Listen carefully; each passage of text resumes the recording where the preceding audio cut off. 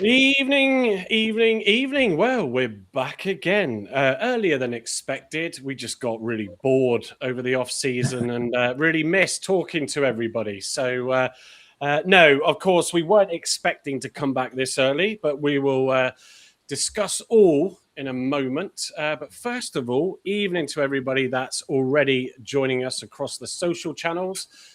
We've got a few of you in the comments already. I'll just read some of those out. Michael Hawkes, who just likes to be early and has been in for at least half an hour, sat there chatting to himself on his own. Evening to you, Mike. Mike, of course, is the Reading fan that joins us on all the shows and is part of our WhatsApp group as well. He says, evening all, this one's going to be tasty. Hope everybody is well. He also says, keen. Of course, that's why he's just getting in early. Ads Taylor as well. Good to see you in. Evening all. What's this then? He says. Stephen Cooper saying, evening all as well. Dave Ferris, evening from Burton. Things are beginning to look up. We've also got Paul Bailey in as well. We've got that Tamlet and Foley Awards due tomorrow evening, so that'll be good. Spicy Wedges is in. It says evening all from Spicy Towers, and I think this podcast could be a spicy one as well. Well, we'll find out.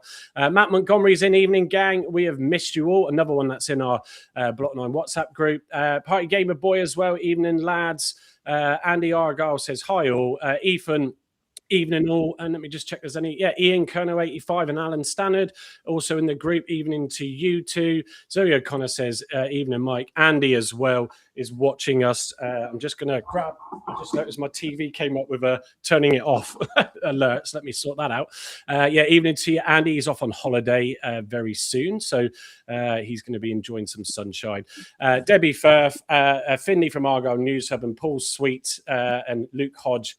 They're all coming in. Brooke Lang as well. Evening to you all. First of all, before we get the show up and running, let's just say a quick hello as you all flood in on the social. So, Carl, how are you enjoying your chocolate bar behind you? Yeah, very, very good. Yeah, I'm doing all right. Glad we're back on the pod. Obviously, not for the right reasons, but I think it's one we had to do, and one we had to get everyone's opinions on, especially Heather in a bit. So yeah, glad to see everybody again. And Gavin's knackered at the bottom there. That's because he's had so much sunshine. He's now come back to Plymouth, and he didn't bring it back with him. But we enjoyed it while he was enjoying it the past week. So actually, I'll segue to that then. Gavin, how you doing? How was your break in the windy island? Break was lovely, thank you. As you can see, I left my son tan in customs for how to declare it, being ginger. It didn't last very long. I went red for a day and a half. All the kids are brown, so it's nice. And I've just got back and been manic with work, so I'm still. I was working up until about 5 to 8, and then I went, I've got a pod to do, so I'll be jumping back straight to work as soon as I'm done. So there we go. Not too long, Michael, please. Yeah, no, well, you know, you can always sod off later on if you want to. So that's fine. I'm sure you won't. Heather, an interesting almost 7 days or so. But how? Besides that, when we come to it, how are you in general? How's your last few weeks been?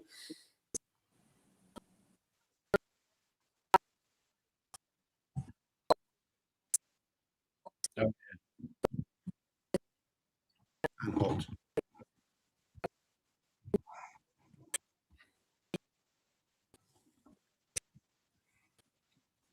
Yeah, fair enough. No, it's good. And of course, we've got someone new.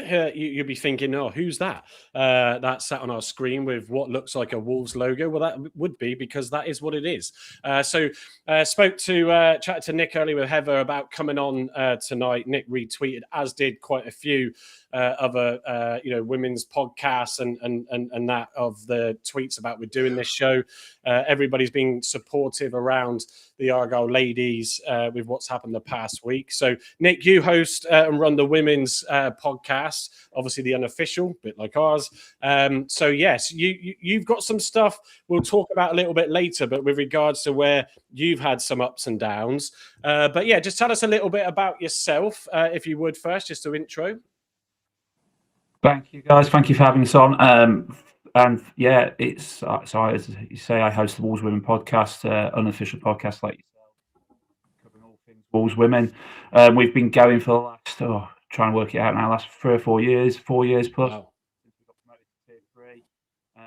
And yeah, obviously we met with yourselves sort of a few weeks ago in Burton, and what was a really good game of football, and and to be fair, it could have gone either way. And I'm not saying that because I'm on this show. I've said that in Wolves group chats as well, and on our pod.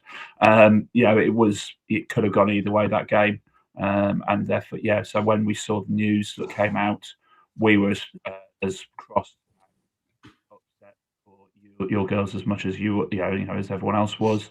And as you say, we've been through something similar 12 months ago when our ownership reneged on our girls, and hopefully what happens to us will sort of help you guys, and sort of you'll be able to take the lessons from that and rebuild and go forward. Yeah, just so everybody's aware, we have had some slight audio issues with Nick before coming in, so you might hear him sort of come in and go out. I can see the signals flicking, so we'll work with it as much as we can for Nick as we bring him in. But yeah, thank you for joining us anyway tonight, Nick.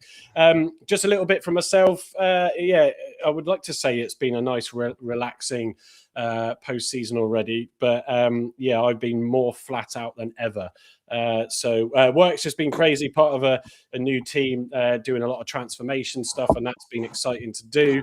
And also I'm still working on my football app, and that is very, very close to going to beta test, so I'm really proud of that. So should be looking forward to testing some stuff out with that. And do you know what? You never know. If you've got an idea and you want to follow it through, then you can do that even easier these days when it comes to computers and software. But yeah, I'm looking forward to seeing what that comes of later on. Anyway, other than that, I am really good though. So yes, tonight, let me kick it off, and thank you all for joining us. And please retweet. I will come to some comments. If they start coming in thick and fast, I'll do my best to juggle that. But let's just explain why we are here tonight.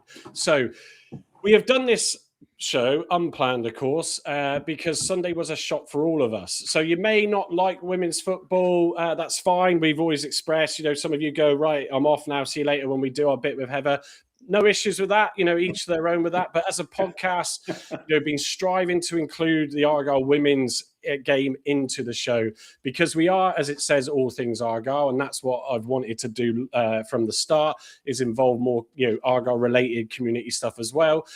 So me and Heather as well, we're planning, as those of us that are regular know, an off season. We've been planning a dedicated show where Heather can then in the week, one of the days once we confirm it all up, can then discuss about the women's game. That won't change. We'll come on to that later, even though it's taken a little bit of a turn with the team. But for us over the past season, for all of those that follow the Argyle ladies game, what Marie Hourahan has done to the team, and yes, with the support that season from the club as well, the transformation from what Argyle women's team were before to now has been nothing but remarkable, and that's testament to and credit to everybody that's been involved in that. And we just missed out on that promotion, as Nick just kindly reminded us up at Burton, where we failed to a frustrating goal, wasn't it, in that final that got Wolves to win 1-0 and see them promoted. Sadly, we couldn't do that, but we ended the season, and the ladies and the whole team did, with their heads held very high, because it was a roller coaster of a season, and it was fantastic. So understandably, there were high expectations going into the what would be then the new season, of course, and we're all like, yeah, excited for that. Like I said, Heather and I were building up for organising the show for everybody around that. And then suddenly on Sunday, we got that statement come out from the Argyle ladies. I had a bit of an idea beforehand from Heather, and I was like, oh dear, this doesn't sound good. And then obviously that statement came out.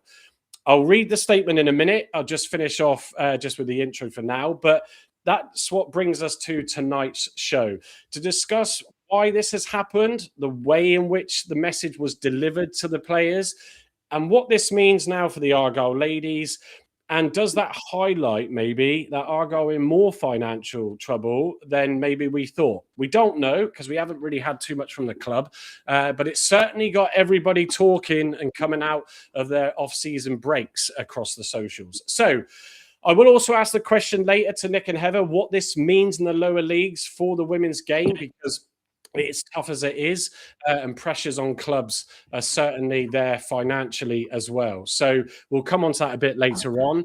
But welcome to everybody who has joined us tonight. And let me just spin through some more of the comments that we've had in. So Brooke Lang says, I stand with Argyle Women. Thanks for that, Brooke. Barry says, evening, everybody. Morris, who's our Luton fan, he's in saying, hi, people. Carl, Heather, everyone. Hope you're all well. Stevie Vaughan says, evening, lads and ladies.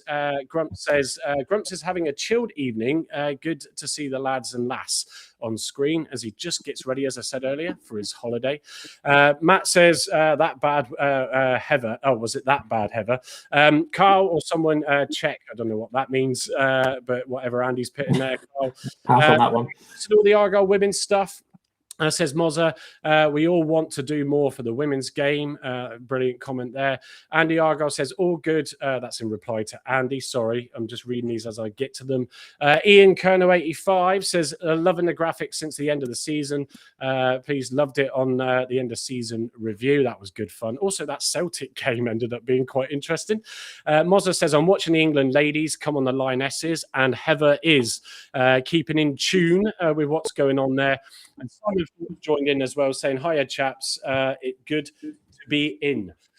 So, thank you all for joining us so far. So, Sunday, we had the ladies' statement, and the immediate reaction to that across social was anger and frustration, confusion. Why has this suddenly happened? Then on Monday, we had a lot of reaction to it from the national press, radio, TV, and other women's supporters groups as well. And then the statement eventually came late, early in the evening, but late in the day from the club. We'll read that out. And then it just caused more, I think, anger and frustration and disbelief. We do know Argyle aren't always the best, are they, recently with their communications? So let me just read out the statement first of all, as I've got to squint. I can't read that from there. Bear with me. That's terrible. I should have checked. So, do you want to, Heather, do you want to read it out? Oh dear, hang on, I've got it on my screen. Get your magnifying glass out, Michael. Bad planning. Right, here we go. So the statement reads as, the season was the most successful in the history of Plymouth Argyle Women. We achieved our highest ever league finish, ending the season in second place. We all reached both the Fawn Cup and also the Women's Super League 2 playoff final. Won the County Cup, achieved record attendances, earned national recognition through the individual and club accolades and nominations, and perhaps most importantly, helped inspire the next generation of women and girls across our region. That they did. Throughout the season, we were told that the club had ambition, that it was building towards becoming a full-time professional outfit, and that women's football was important to the football club. That is why the events of recent weeks have been so difficult to understand. Following a decision from the board to significantly reduce the team's budget and the understandable resignation of our manager, nearly all the players have been informed via an email from the club that they will be released at the end of our contracts next month. The decision was communicated through a cold, impersonal email, providing us with no opportunity for open, honest, or meaningful dialogue, and preventing us from gaining clarity on the situation. Every football club must make difficult decisions, and we appreciate that. However, we are disappointed with how this situation has been handled and with the manner in which the decisions have been made and communicated to us. To be publicly recognised by the 4-0 for helping us grow the women's game, while privately seeing the squad dismantled on our support cut feels contradictory and deeply frustrating. We feel that the staff and the players who have given everything for the badge this season should have been treated with greater care, respect, and empathy. Whilst we are hurt, this is about more than just our squad. It's about the negative message being sent to the women and girls across Plymouth, our wider fan base, the Southwest, and the broader football community, who have looked up to this team as proof that the women's game is valued, supported, and growing. Our message is also about protecting players and staff who dedicate so much to pursuing full-time opportunities in women's football, only to see those opportunities removed so suddenly. We hope that one day women and girls can once again look at Plymouth Argyle as a club that advocates for the women's game, drives progress, and a clear pathway for football to grow in our region. Finally, we would like to thank everyone who has supported us, to our fans who stood loud and proud throughout every win, loss, and draw. Thank you. We have loved the opportunity to represent this club and to work alongside such hardworking and passionate staff and volunteers. We will always look back on this season with immense pride for what we achieved together, and we are devastated to see it end this way. Before I come on to the club's response to that, let me get back to all of us. So, Heather, just paint the picture of what happened over that weekend, because there was a lot going on with the awards and stuff. But yeah, just give us a picture of what you started to hear and then what happened with all of that unfolding.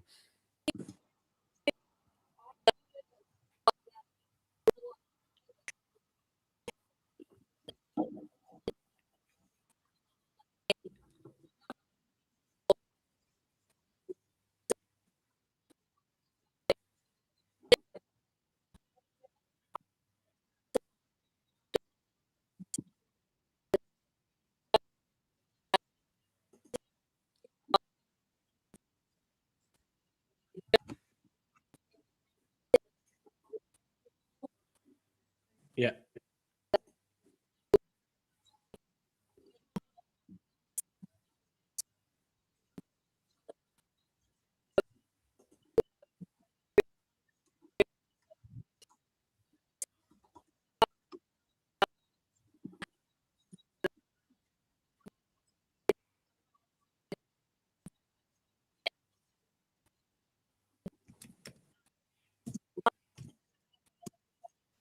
No, why? I can hear you. Oh. Nobody can't hear Heather. I think Andy said that in the core 4, but now it's coming from everybody. Heather the robots. I'm getting the feed and it's showing up on my screen. So good on this side. Yeah. Talk again, Heather, for a minute.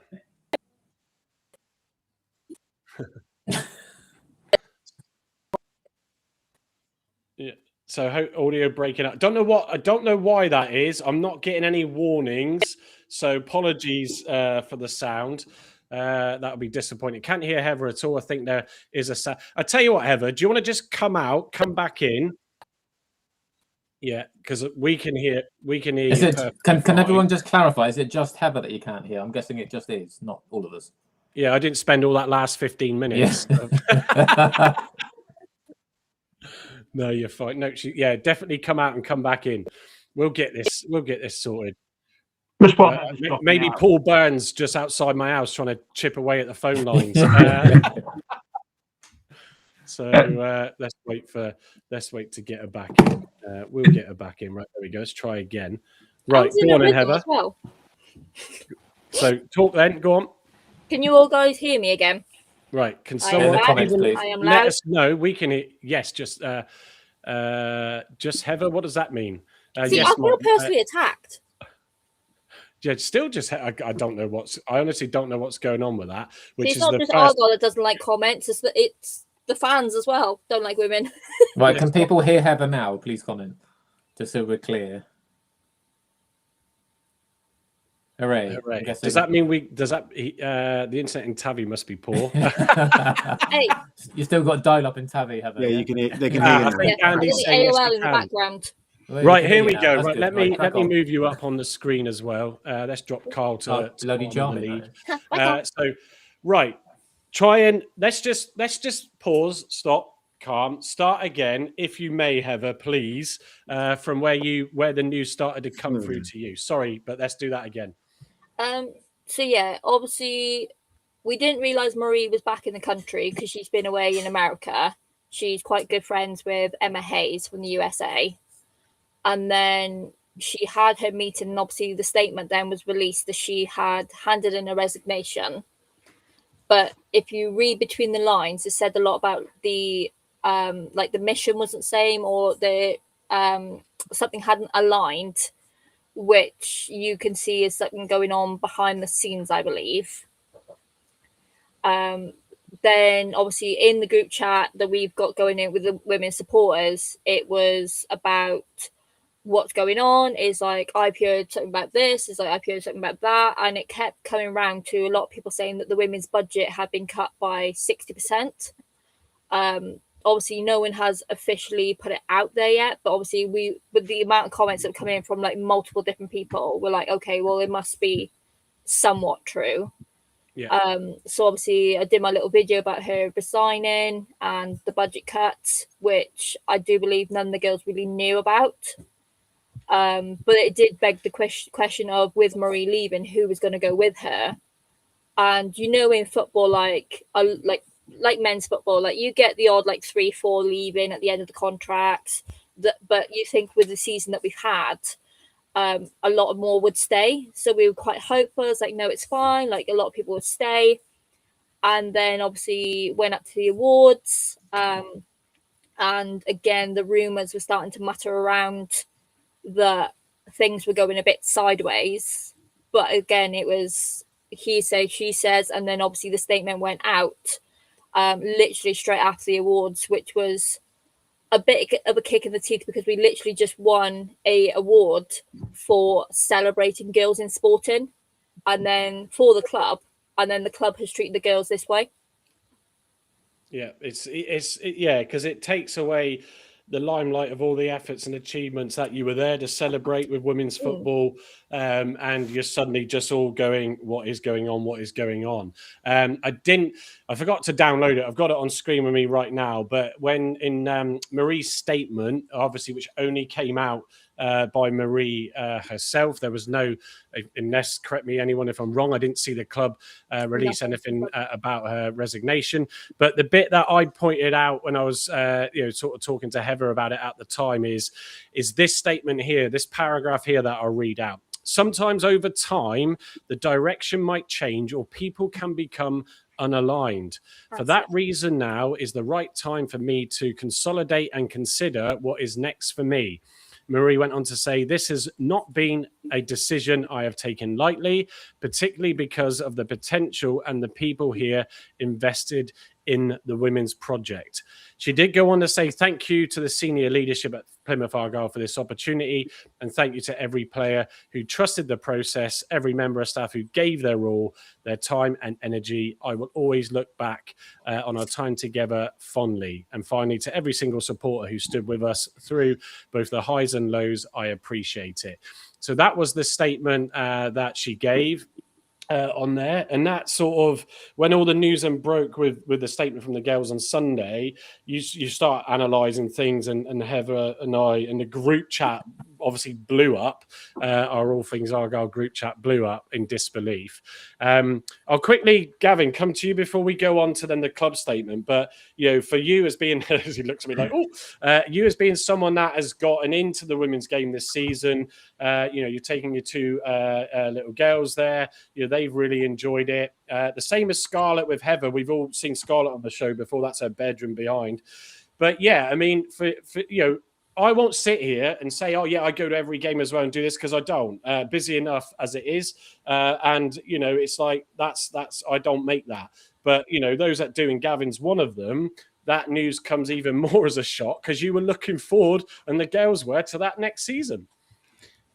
Yeah. I'm going to have to tell them that Ellie Noble's gone to the players' farm with all the other players. And is jumping around the farmland and having a great time, because, I haven't told him yet. It's going to be a popular decision in my house, I don't think. When literally Ellie Noble's name, Ellie for watching, hello, his name is mentioned 3-4 times a day in my house by both my girls. And my eldest daughter's called Ellie, which doesn't help. So yeah, it was a good season. It was a very good season. It was the quality of football got better and better. They were a little bit shaky earlier in the season, but I think when they established their football style, they were really good. The quality of the team was top. I think that's where Wolves were given a very good game, and apart from one sloppy pass, we probably would have gone to pens, and then it'd have been a lottery. So that's disappointing in itself. I think for me, just sitting back, and I was on holiday when all this is happening, so I didn't have much going on apart from drinking beer and watching my kids in a swimming pool. The funding element, there's got to be more to it than that. I don't know whether there was some overspend this year, just gone. They've reconciled the numbers and realised they spent more than they should have. I don't know whether there's any sort of changing in terms of rules or regulations for this year coming that's made it much harder. I tried to read earlier somewhere, I don't know whether you can confirm or deny this, but the Premier League teams can have under 23s or under 21s dropping into our league as teams, which would be, playing Arsenal's second 11. That could be interesting. So I don't know how the club have viewed it. I was shocked. I think the communication was disjointed and poor. I think everyone's sort of agree with that. And it's a good group of girls. And I think what's most frustrating is they're all really tight. You can see that, when you spend 45 minutes, as I do after most games, watching my daughter get another set of photos with the girls in another top and ruining another shirt with with another set of autograph shirt with a Sharpie. You can just see how tight they are and how tight the team is and all that sort of hard work and long hours on the coach and stuff was paying off, and they were playing really well as a team for each other. And to have that sort of whipped away is jolly disappointing, to say the least, really. One thing I will say is, I've read social media like everyone else. I think if 10% of the people that were clutching their pearls this week and going, what a disaster, had paid their £5, £4.70 or whatever it was to come and watch Argyle on a Sunday, we wouldn't £5. Thank you, Heather. My daughter always uses my card, so I never get to see the receipt.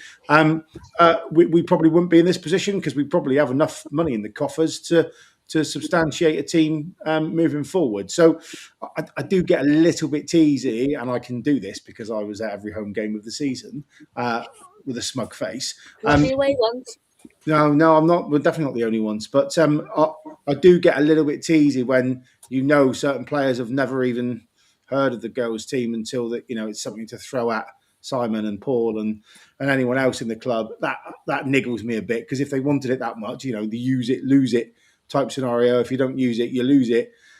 To not go and watch and then to be disgusted and clutch the pearls and tut and throw your hat on the floor and stamp on it and say what an awful decision from the club.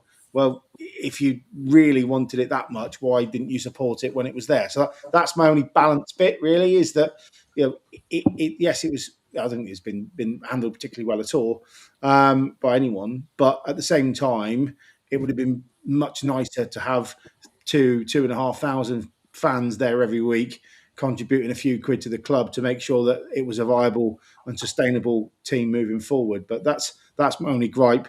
Great, the girls had a great season. We said that at the end of the season review. Marie's a very gifted coach, and I wouldn't surprise me to see her in men's football in the future. I think she's really that good, and no doubt she'll get to the top of her game.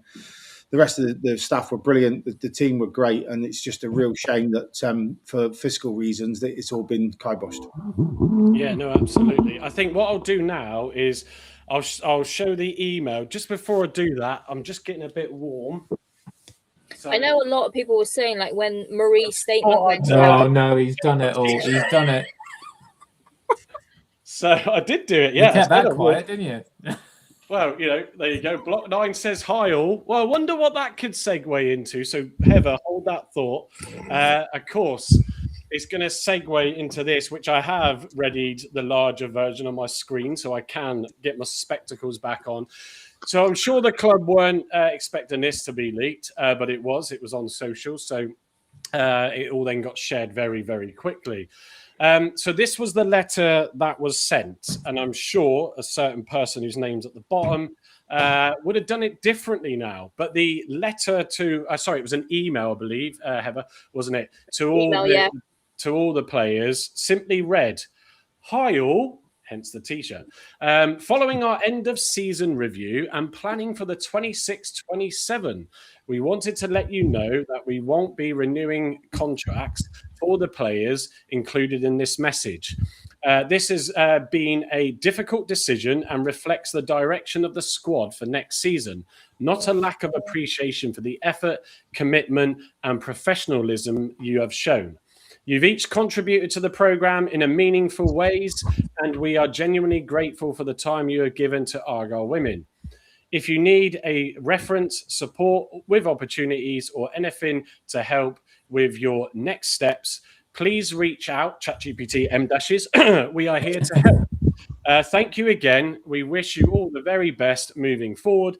Kind regards, Paul Byrne, CEO of Plymouth Argyle Football Club. And probably after that, it probably said, if you would like me to make this more formal or more friendly, I can do that for you too. As it would say in ChatGPT. I'll come to this now. Can I just say, yes, it does. It does look like AI is being used. Those M dashes are such a telling thing. They really are. I'm a big advocate of AI, as you all know, because efficiency wise, it does help you get through your day if you use it right. And I think that sort of email, even if you use Copilot or whatever you use to draft it, it doesn't take a genius, and sorry, Paul, to read that is not what you send out.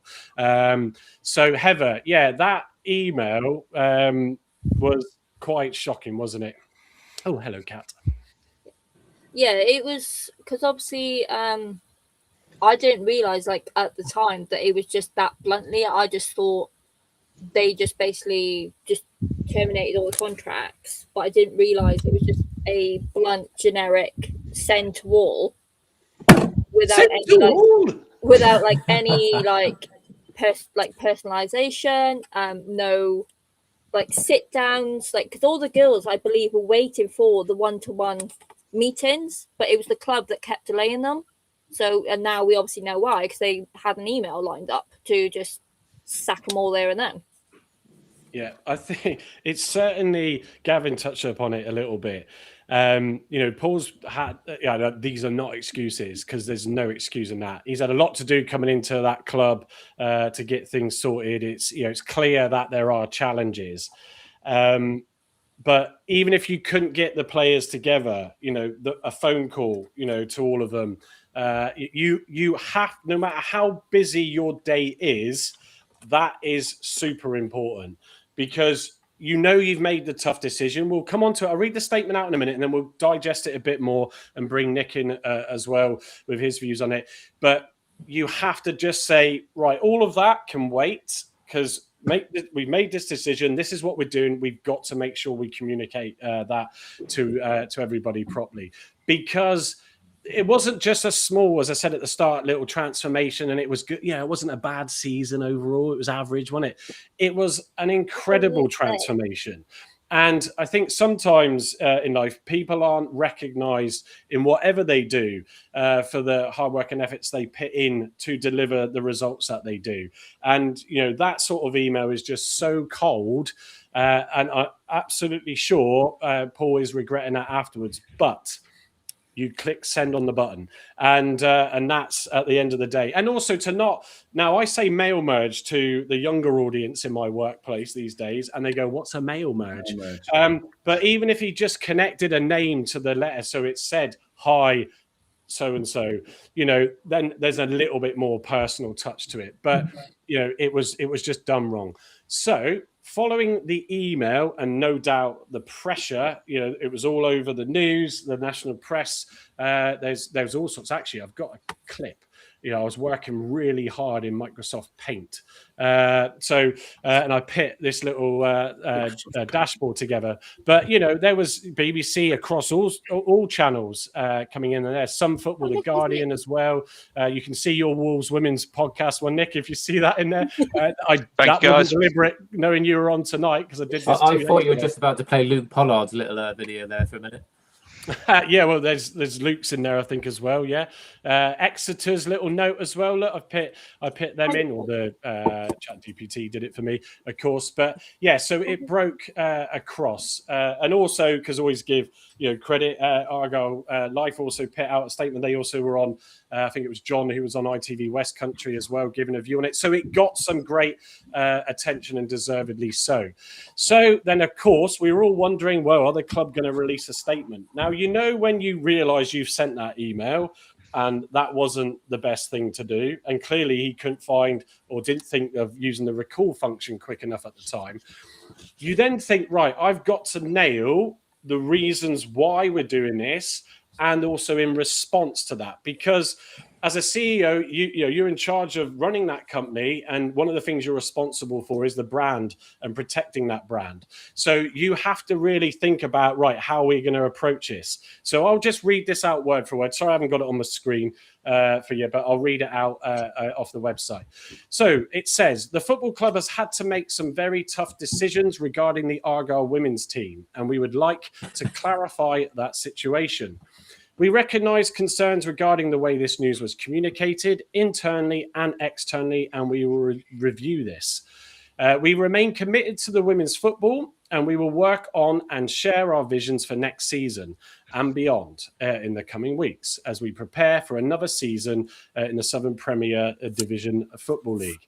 After a lengthy, thorough review, we made the decision that from next season, we would need to change our approach as regards the women's team setup. Last season, to get to the cup final and to a playoff game was a superb achievement, but it came at a cost, a higher financial cost, than we had previously thought. So, reference the finance there.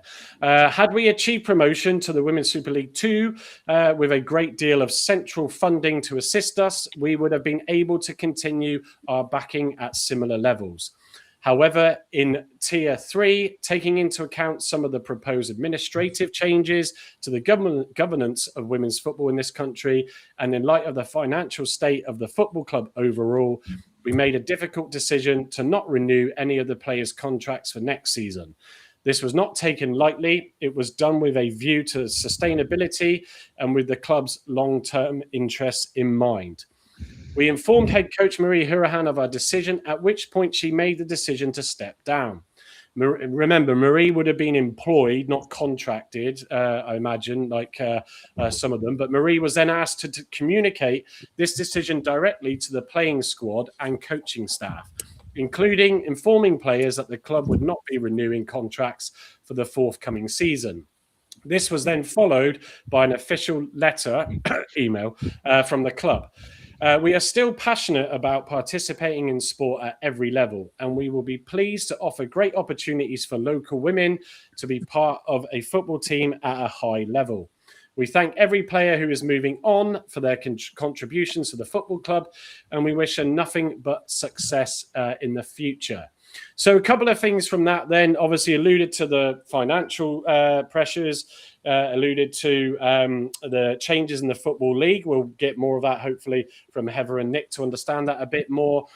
But I don't think it gave enough. It had snippets there, and I appreciate it was probably a little bit of panicking and rushing to get it out.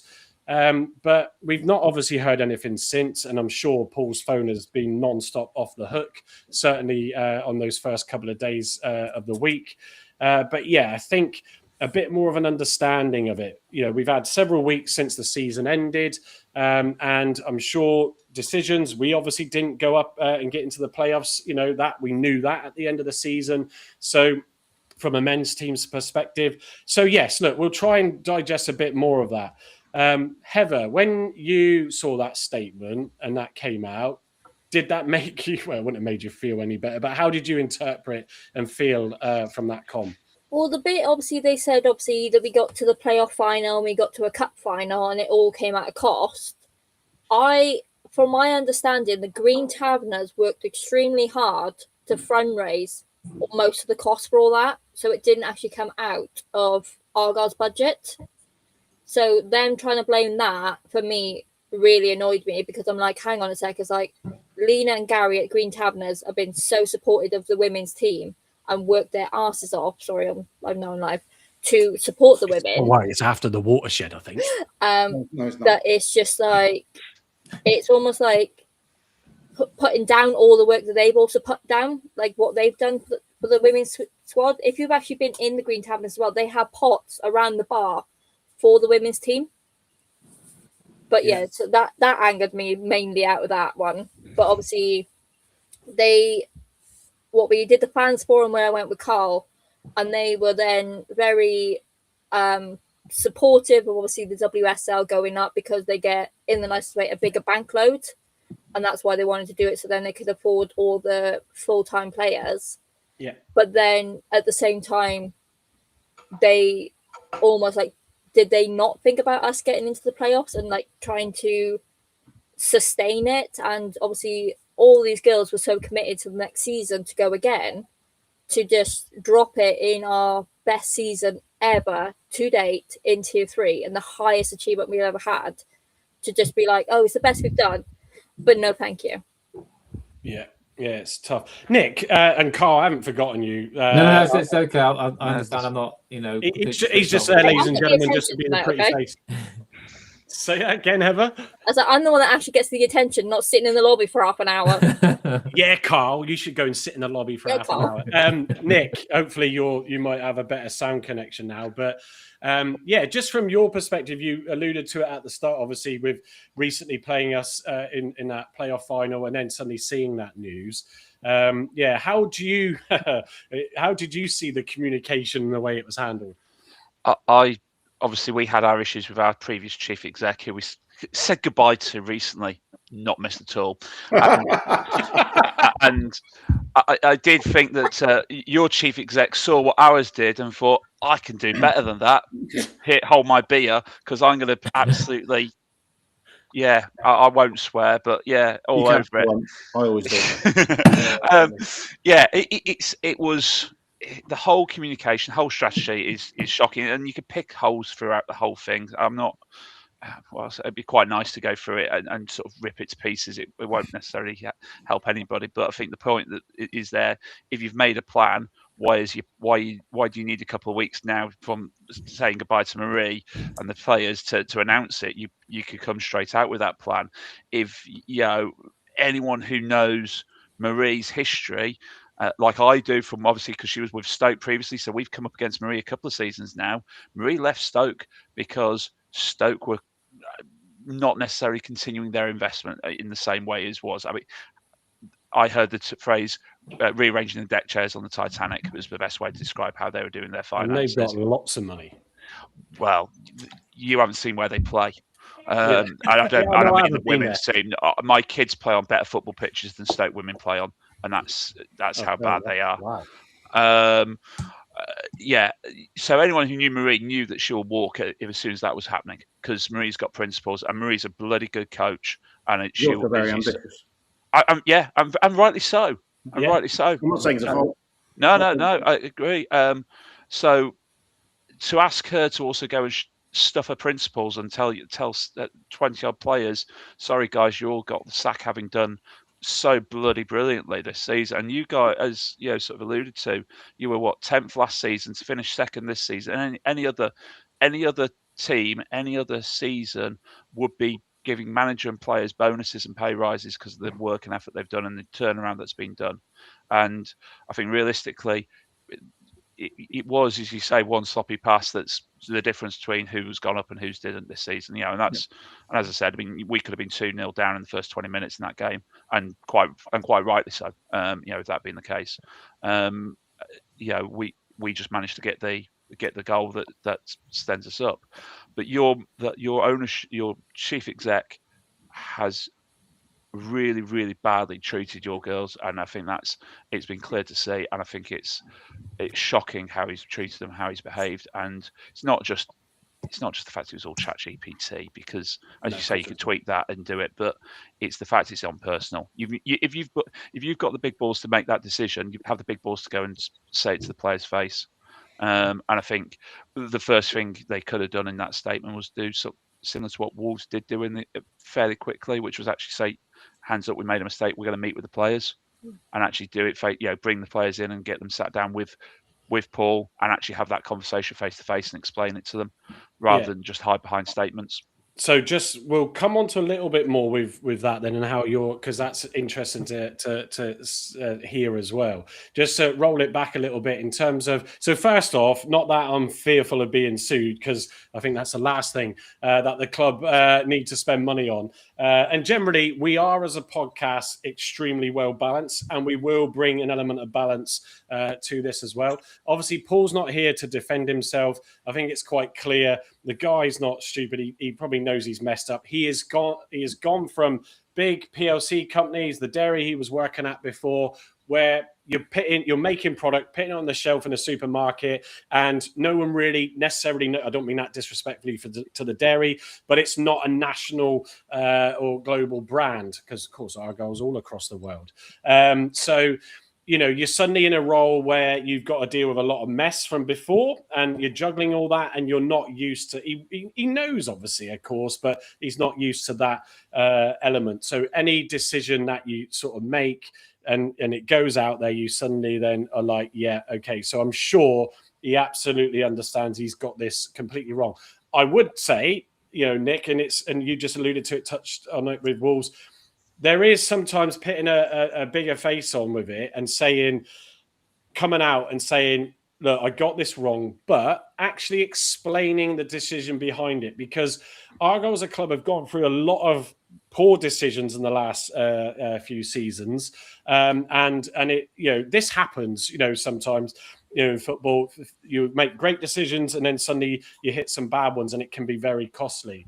The communication has been very poor since certain people left a few seasons ago as well. So it's like it just all seems to just show that Argyle is a little bit upside down at the moment still. But I think to come out and just, even if it's a short interview video with Charlie Price or whatever, just to explain why they made that decision, because what you've got now is everybody thinking, I've said it, that we're financially in a worse state than the accounts show. Don't forget those accounts. Yeah, I mean, I'll get some thoughts on Gavin in a minute, but this is the perception it brings, that, we are in a more challenging situation. As a result, when a business is in difficulties, you have to cut your cloth accordingly. And so if they'd have looked at the women's team and the cost of that, something's got to give, because you can't just operate at that loss. And Simon's already said, as shareholders, there's only so much they can fund that loss. So you have to look at that. And I think a lot of people would have, although not liked it, understood it if it was then handled a lot better. Like you said, Nick, your board came out and said, hands up. So how was that received when they did that at the time? That was the internal stuff. They did, to an extent. Paul's done more than the Wolves did. Wolves had a complete media blackout. They actually they did no media at all. They went for about a week with nothing. They didn't even do the men's play of the end of the season Wolves were. That was all sort of nothing, because they just didn't want anything on Twitter, anything like that. So in a sense, Paul has done slightly more. But what they did was they got the senior leadership in with the players and sat down and had a two-way conversation. Where we were slightly different was from yourselves is it wasn't a cutting budget. We didn't put in the application for promotion. Jesus Christ! So we went into the last game of the season, 3 points behind Forest, full-time Forest, part-time Wolves, 3 points behind them going into the last game of the season, knowing if we won and Forest lost, we would go up in theory.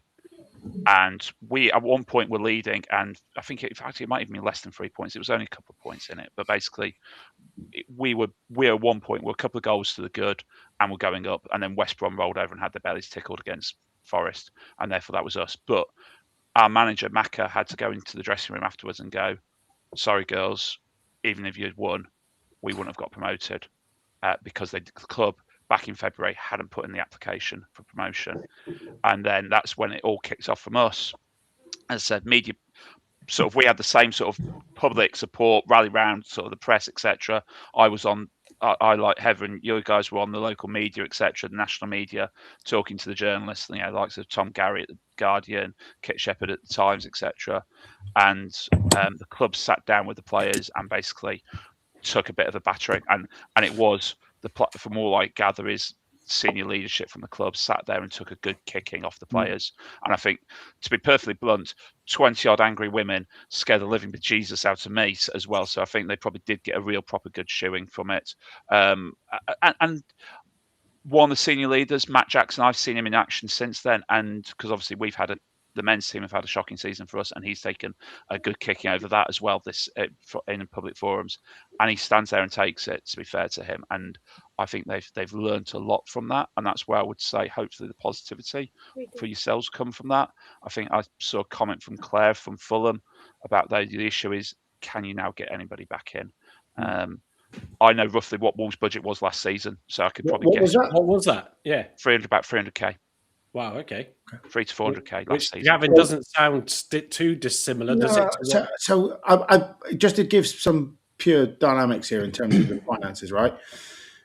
The we'll call it television money, although it's not television money. The league money in Argyle's league is £5,000. Okay, £5,000. That's what they get, which is, you might as well not bother, quite frankly. League above is £500,000. Okay, so massive gulf. So I believe, don't know this for a fact, but I believe the running costs for Argyle this year were somewhere between £300,000 and £400,000. Sounds about right. Bearing in mind we're on the arse end of nowhere, turn left, and you're in the middle of the country. Coaches, overnight stays, There's going to be a lot more travel costs, probably £100,000 at least of travel costs, more than that. And to be fair to the club, they used the men's first team coach. Gav, just quickly, didn't they say at the fans forum was around 200k, or did they generally? No, the contribution was 200k. Right, okay, contribution. So there's about 150-ish grand of sponsorship. Mm-hmm. Yeah. So it's between 350 and 400 grand, right? Okay. Mm-hmm. So you can imagine with and this is where the difference comes on this one is our revenue is 20 million quid. Wolves' revenue last year would have been 120 million plus. Yeah. And the rest, that would just been TV money. And you're going to have a couple of nice parachute payments. So the parent club is in a far healthier position, got a much bigger budget in terms of payroll, blah, blah, blah, but actually got a much bigger cushion. And yours wasn't about finance, it was about administration errors, right? I would take the word error out of it, but yeah, it was. Right. There was a financial issue. Okay, there's a financial an administration withdrawal then to not do it. Yeah, fine. So from an Argyle perspective, we are coming from a position where we lost 10 million quid last year, which our chairman's pretty much underwritten. Yeah. In entirety, he's got 40 million quid of his own cash in the club. The most that any chairman ever through the history of the club, probably combined, has put into a football club from our perspective, because we are, a smaller club than you by a long way. And those losses can't continue because he's going to tap out a bit. I think if you look at him, Forbes on the list, he's probably worth 70, 80 million quid, Simon. So he's probably put half of his net worth into the club. That's got some bollocks, right? I have to say that. Because, not many people would say, well, I'll chuck half my net worth into a club and might not get it back. So there you go. So there is that. Just on a caveat to that as well, and I'm not pom-pomming the administration of the club here, but the previous CEO, but to use an accounting term, was all about vanity, revenue, not sanity, profit. Okay? So we got to 28.5 million of revenue last year, but we lost money. Or 2 years ago, rather, not this season, it's gone, the season before. And then when we went down, before he left, which was October, November, they didn't even look at the costs to go, we've just lost 10 million of revenue, so we'll just carry on as we are.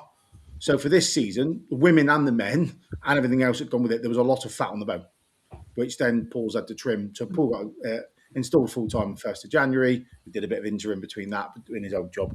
But there's a lot of work to do. And I think the club's probably still in transition behind the scenes because it can't run on a £10 million deficit because our chairman will end up running out of cash, right? And which I don't think anyone would want him to do, considering he's worked hard all his life to get to the position he's in.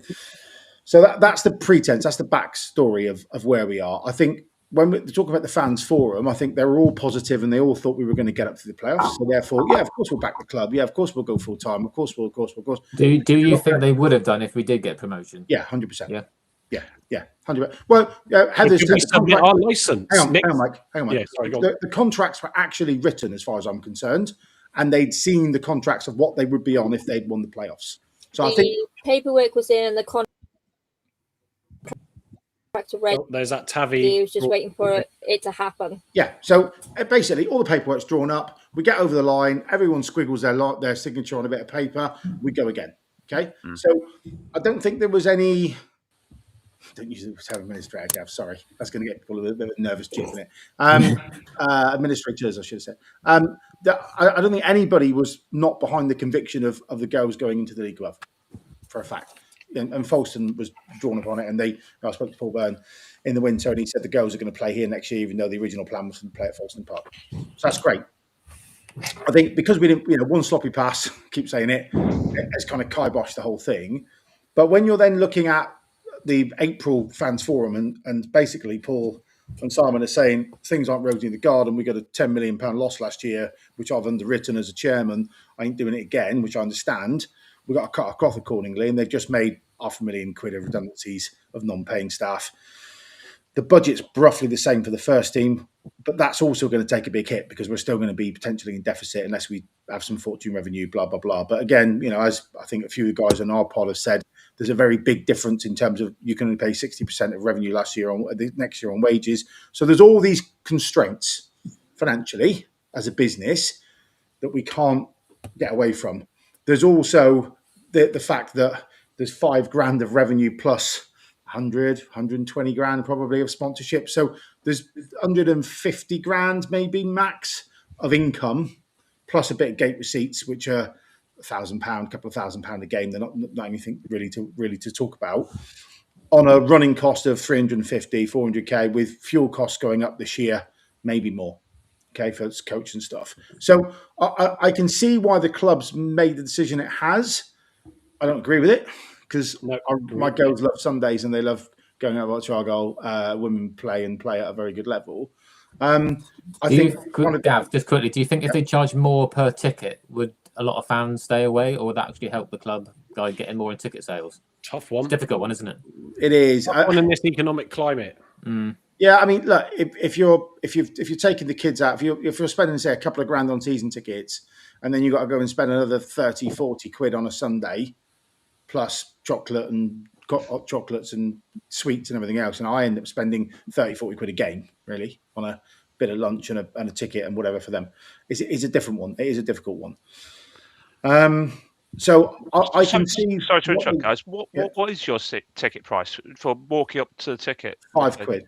Okay, because I'm a season ticket, so I'm trying to remember what I think ours is £7, 8 quid. Mostly about 7 in the league. Yeah, so you're well priced in that sense. It's £5 and under 14s getting free. Yeah, and if you look over the 1,500 people that are there, a third at least are under 14. Well, I've just picked that comment up from Ian, who said the average attendance Paul Byrne was saying before, the average attendance was around 600, which works out on average to about £1.65 per person. So you can't sustain a club when you've got already on those basic maths. If it's going to go up to 400, 450k as we stand with mixed contracts of some on pro, some on part-time, some on pay-per-play, some on expenses, you're going to have a 300-ish £1,000 deficit this year. You add in $500,000 of revenue, all that pain goes away, doesn't it? Because then you can say, well, we'll put you on player contracts, all of you, the rest of the revenue there. They'd have had 500,000 on the revenue from the league, and another 150. They might squeeze 200 grand of sponsorship out of the sponsors because they've gone up a league. You've got 700k. That's more than enough money to make that team wash its face, which is what it wanted to do. I'll be honest, Gav, it's not. It's about £1 million to £2 million to run a WSL2 team. Is it? Yeah. Wow. Oh yeah. Wow. You look. I mean, Burnley, Forest. Burnley was 2 million. Burnley's budget was between 1.5 and 2 million this season. But Forest the season before, and that was in Tier 3 North. Season before was about £1 million to £1.5 million for Forest. So there's a bigger conversation here then that says actually, if you're playing a semi-pro sport and you're asking a club to fork out £1 million to £2 million to keep it running. Now I'm a staunch Argyle fan, and I've been for years, and I'm very, very pro the women's team. But if you said Tom Cleverley's going to have £1 million to £2 million less in his playing budget, so that we can have 1,500 people, 2,000 people on a Sunday to go and watch the ladies, the straw poll would be 99.9 no, 0.1% yes. What also impacted you guys this season was your FA Cup run. I just had a quick look. You only got to the third round, and you met Oxford, unfortunately, which is decent team as well, or should have been a decent team, and weren't necessarily. We beat them convincingly twice in the league. Yeah. We were robbed. Fair enough. I won't get into that one then. We were given a wrong red card at the start of the second half, which sent Liv off, which impacted our second half, which means that they got the jump on us and got that goal in to seal the deal. No, don't talk to me about dodgy refereeing decisions. We'd have won the league if we could all have an hour. We can do a whole show on that. A long show. We can have a whole series of show on that. Then. Yeah, no, completely. But I think if you'd got a decent, if you'd had a run to the fifth round of the cup, you'd have earned another good 150k on roughly on top of that. Just Claire's saying from Fulham, last season in Tier 4, their budget was 650k. So they're smashing money. We're already an out. They're a Premier League club as well, which is great. But we're already an outlier on the. We've done magically with the budget we had. I think looking at this holistically, we've had one stab here to get up to the league above, which the club would have backed, and we haven't done it. And that now the consequences are we've tapped out. That's really where it's. The issue we got as well, like you said, we are in the back of end of nowhere. And obviously, I did a video earlier, and obviously, Exeter's the closest game at 92 miles. Every other game in the league is over 300 plus. So that's automatically an overnight stay for the players. Yeah. Every game's overnight stay. That's another $2,000, $3,000 in it a game. You've got to come down to Bristol for yours, Nick. Looking forward to it. I wouldn't, to be honest, I wouldn't come down. What I would say, what I would say about is your budget was still probably bigger than most of the teams in your league. Oh, yeah, absolutely. I think it had to be, though, didn't it? If you look at the calibre of player we had. Yeah. Oh, God, yeah. The calibre of manager, yeah. But you brought players down from Stoke who were on reasonable money up there to come down with us. The issue as well is we attracted so many players due to Marie and the club also backing them with the housing. And they basically, obviously, they had the email about basically you've been sacked at the end of your contract, but they've also pulled the accommodation. So I think... someone mentioned in our group chat, I think there's 6 houses that was given by Marjons to the players. They pulled 5 of them back. So we've got basically no housing to attract any upline teams to come down to us. And we're going to have to stay local, unfortunately. But Maps and Torquay have probably nabbed all the good players by now. Yeah, but I think locally, I don't think the story's as bad as we make out. Because if you're an amateur player and you can get paid expenses, but you can train at Fulston Park and you can play on a Sunday in front of 800 people at home park, you're going to do that instead of playing for MAP or playing for Torquay because the facilities are just so much better. Yeah. So I've got a question. What are we in? Just over an hour in. So firstly, just to take a breather for everybody, thank you to everybody who's watching. Carl's been keeping us abreast of the numbers. There's over, I think, 400, Carl, is it now, across the socials. So thank you to everybody who's joined us this evening. I can see a lot of regulars in the chat. Ninja Matt has just dropped in as well. But I've seen GT in there, Andrew T's in there. Of course, Gavin pointed out Claire Green from the Fulham football side. Thank you as well for joining us tonight. Yes, you've still got that trip to Norwich. I've done the Argyle men's trip to Norwich, but last time in the Championship on coach. Never wanted to do 2 days again. It was. Yeah, I did it. I did Ipswich, and that was bad enough. Yeah, exactly. VW Coco's in as well. There's loads. Nikki is in. She's also in our WhatsApp group. A lot of good questions. Neil Hawking as well, putting some great viewpoints across. Truth Plim. There's loads. So I will try and put some up on the screen now, but I'm just going to let them flow in. I did like it when someone mentioned about Beidou and Truth Plim said Michael Behu. We will go on for a bit. We want to finish this bit off first, though, and we'll touch upon some of the news this week, of course. But one of the questions, so thank you all for that. And also, of course, if you're not already, subscribe to us on YouTube. So we will be back for pre-season content soon. And Heather we'll do some of the women's. We will set up our All Things Argyle Women. What's left of All Things Argyle Women. We will sort that out as well. Ethan just said, Heather, you know what's going to happen for next season yet, or still wait and see? So yeah, we don't know. You got any ideas at the minute? No, exactly. So we'll see what pans out on that, and then. But Heather will have a show that will be dedicated to a different day in the week. So for those that have just joined us tonight, we normally do in season a Thursday night preview show, sort of coined our live lounge, where we'll preview the game on Saturday and talk about anything else that's coming up. And then we do that's at 8, and then we do our Saturday post match. Yes, we do it straight after. Well, not straight after at 8 o'clock, but after the game in the evening. Where we bring you the thoughts on the men's game on that Saturday. So it'll be great to still get Heather. Hopefully, Jazz is okay with me saying this, but you're going to do some stuff with Jazz as well. You're going to get a team certainly together to do that, and I know she's also excited for it. So we will grow this, and Nick, I'm sure they'll get you on, because I think the more exposure we can do for the women's game, as a show will definitely help. And also shout out to the other shows that do support their relevant women's teams as well. So the question, I want to pose to Heather and Nick, and also then get Gavin and Carl. Eventually, he is there; he's still alive. Where does this sort of paint the picture for the women's game now? Because it's a tough journey to get the exposure and to grow it. We all know, like in football, the bigger leagues get all the money. You've highlighted that. Some of those budgets you said just earlier, Nick, are just frightening. But it's not always easy to do, and for the media companies to get the audience numbers in it, and the clubs to try and grow it. So I absolutely agree with what Gavin said earlier, alluded to it as well, that you've got to cut your cloth accordingly as a business, and sometimes painful decisions get made. It's not personal, it's business, but that obviously felt very impersonal. So that we've discussed there's better ways of handling it.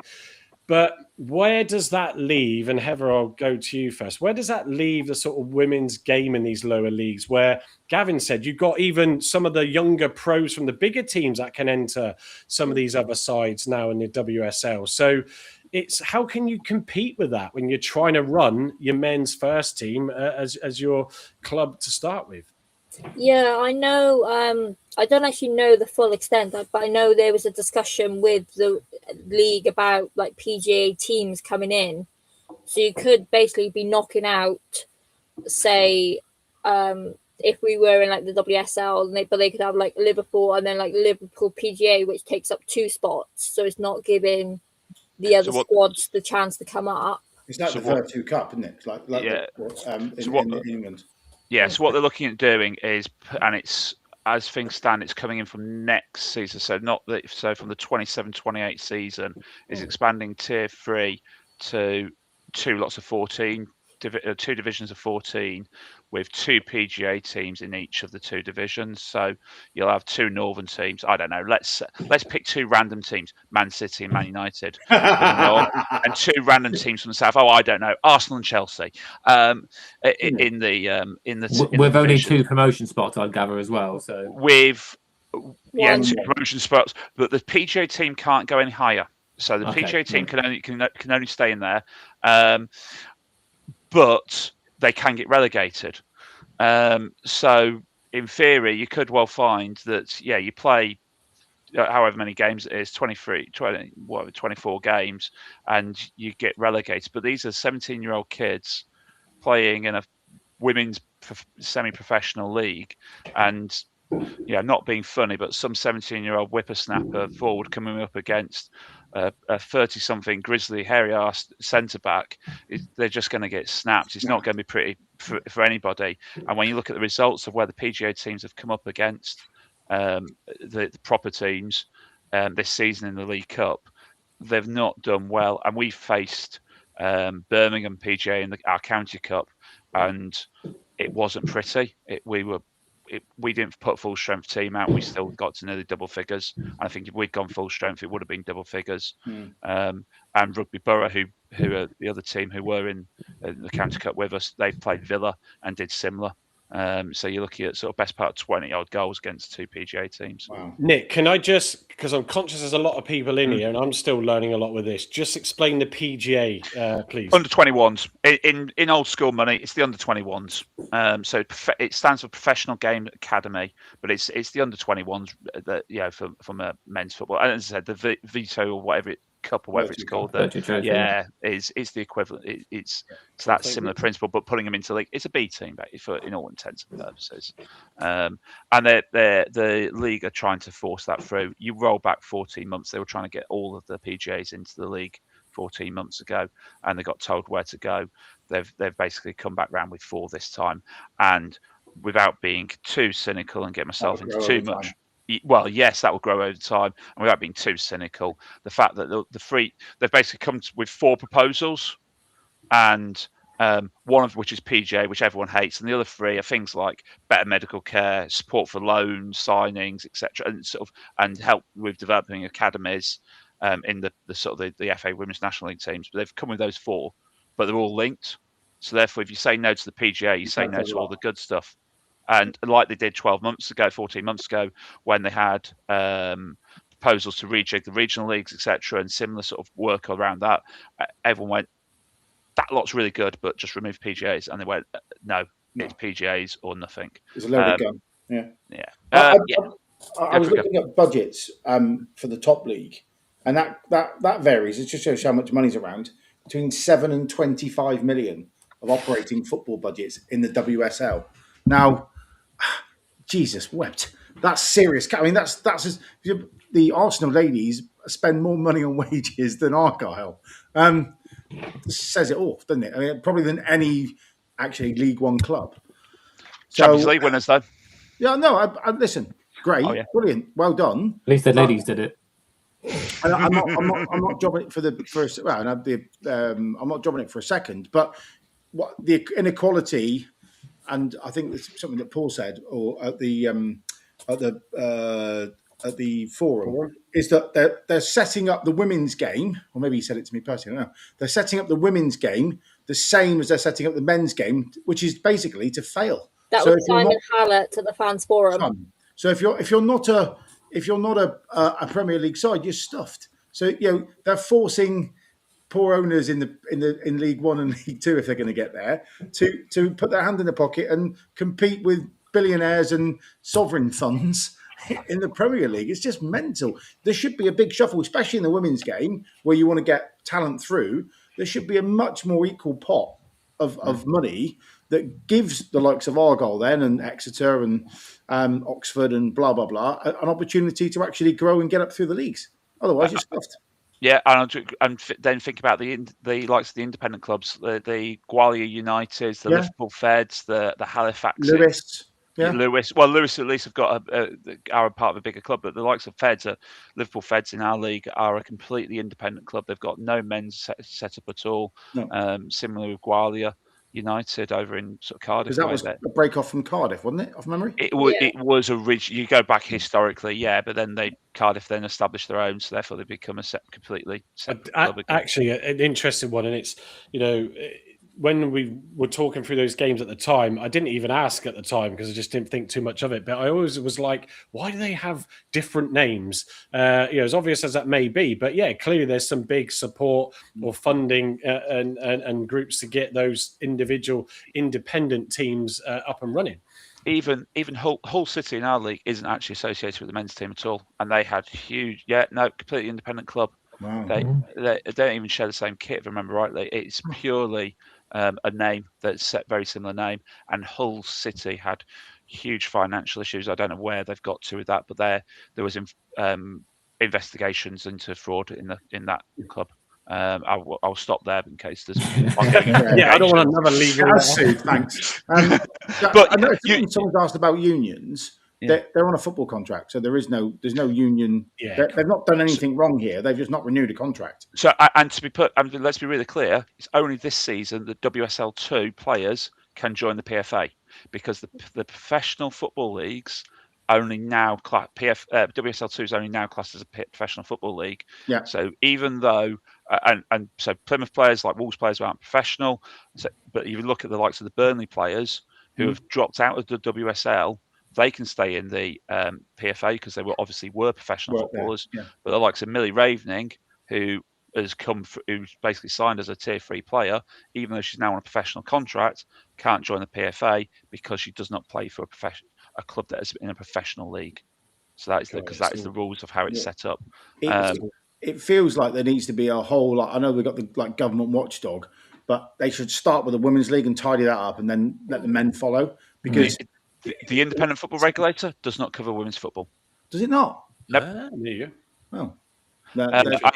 Claire, just quickly saw your comment about the splitting of the tier 3. They're not doing the split of tier 3 anymore. That was their, if I'm being really cynical, that was their bit of dead meat that they were, the whatever they're chucking out, the dead cat to chuck out and get people sort of worked up about. And then when they sort of got rid of the idea, everyone go, hey, aren't they wonderful? They listened to us. When actually they were never going to do it in the first place because it was a completely crackpot idea.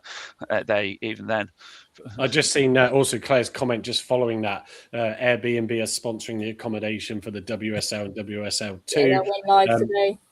Yeah. So there's wouldn't have Argyle anyway. Say again. Doesn't have Argyle anyway. No, it doesn't. And I think to sort of the whole show tonight. And Nick, I'm so glad got you to come on because like your knowledge as well of the game.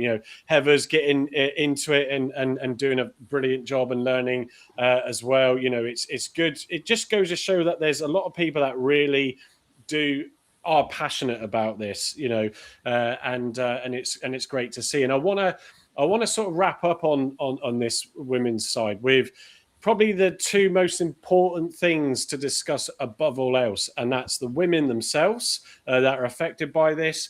And I think it was Matt Montgomery's in our WhatsApp group asked this question, but also the kids, the young ones. We touched upon it earlier. Matt asked about Scarlett, Heather. I'll start with that first with Scarlett, but. You said to me that you told me that you had broken the news to her eventually, and she was devastated. Look at the room behind; it is Argyle mad all over the wall. Yeah, those that have been with us on other show, it's got everything that a young and how old is she again, Heather? She's 6. 6. So same age as Carl's daughter. She's mad in for it. It's got the goalie kit, gloves, all that sort of stuff. So it's incredible. Now it doesn't work for everybody because I took Sophie with Carl Sophia to the game against X at that time, and Sophie just couldn't get into it. So it looks like it's still just me overall. That is the Argyle football fan in this household. Just explain that to how you break that news and how she, of course, sadly, was really upset on the receiving of that. Yeah, so we basically, when I met Darren, he took me to a men's game and he's like, do you know what? They have a women's team. Should we take Scarlett along? And it just grew from there. She fell in love with it. Didn't understand what was going on, but she just fell in love with it. She started talking to Lily Felgate. I was like, oh, maybe if I try, I'll be a goalkeeper. But didn't think much more of it. Then obviously this season, she's got on with, she started talking to H, and that was it. She was H obsessed. She loves Eilish, and that was it. She's like, Mummy, this is what I want to do when I'm older, and she's fully committed into it. I take her to goalkeeper training now. She was asked to go train. We'll put in an application for the under-9s Argyle Academy because she was she's 6 and she's going up against under-9s. We need to keep her for next season if she's interested. Yeah, but she obviously broke the news to her to say obviously, just to let you know, all the big girls aren't going to be there next year. It's they're probably changing the whole team. She's just broke down in tears, and then she's like, well, what does that mean for me then?